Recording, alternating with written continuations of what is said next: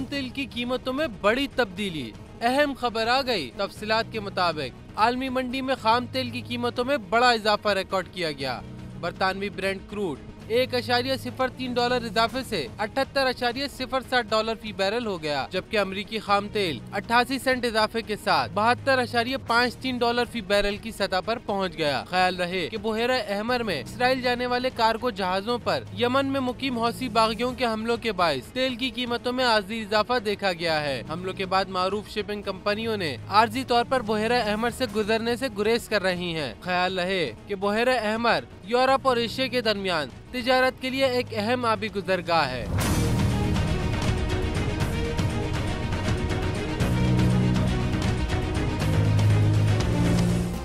Subscribe करें और bell दबाएं ताकि कोई खबर रह न जाए।